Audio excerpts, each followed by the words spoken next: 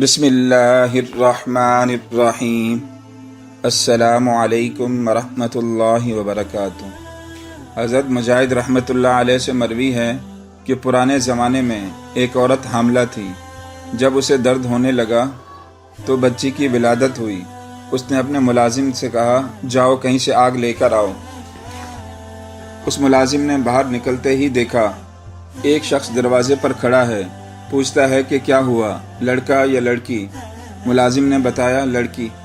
وہ شخص بولا، یہ لڑکی 100 آدمیوں سے زنا کروائے گی اور جو شخص ملازم ہے اس سے اس کا نکاح ہوگا، اور ایک مکڑی اس کی موت کا باعث بنے گی۔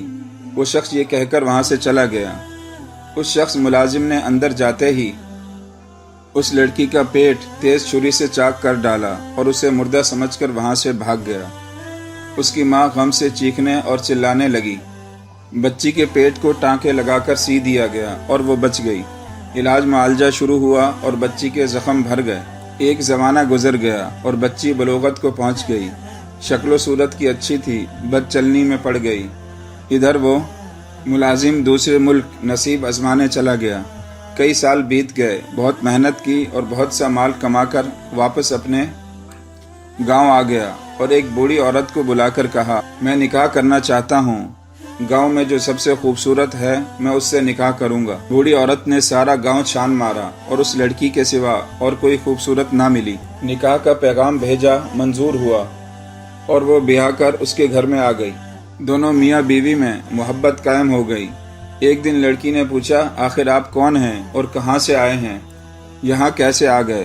اس نے تمام ماجرا کہہ سنایا کہ یہاں میں ایک عورت کے ہاں ملازم تھا اور وہاں اس کی لڑکی کو چھری مار کر وہاں سے بھاگ گیا۔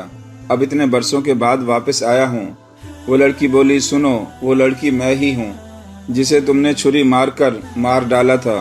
اس نے اپنے پیٹ سے کپڑا ہٹا کر اس کو وہ زخم دکھایا۔ اس آدمی کو یقین آ گیا۔ اس نے کہا، اگر تو وہی ہے تو مجھے تیرے بارے میں ایک اور بات بتائی گئی تھی کہ تو 100 آدمیوں سے زنا کروائے گی۔ بولی، ہاں ٹھیک ہے، یہ بھی کام مجھ سے ہوا ہے، لیکن گنتی مجھے یاد نہیں۔ میں چونکہ بہت خوبصورت ہوں اس لیے ہر مرد مجھ پر مرتا ہے اور میں نے کئی مردوں سے زنا کروایا ہے۔ اس نے کہا، ایک اور بات بھی مجھے معلوم ہے کہ ایک مکڑی تیری موت کا سبب بنے گی۔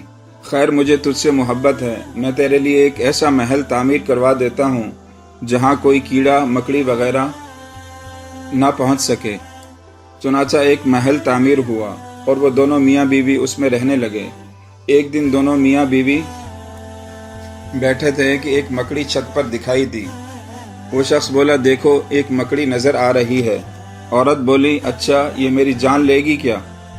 اس نے غلاموں کو حکم دیا کہ اس مکڑی کو زندہ پکڑ کر میرے پاس لاؤ۔ جب وہ مکڑی کو پکڑ کر لائے تو اس نے پیر کے انگوٹھے سے مکڑی کو مسل دیا۔ اس مکڑی کی جان نکل گئی۔ مکڑی سے جو پیپ نکلی، اس پیپ کا ایک قطرہ عورت کے ناخن کے گوشت کے اندر جا پڑا۔ وہ خطرناک زہر تھا۔ اس کا رنگ سیاہ ہوا اور وہ مر گئی۔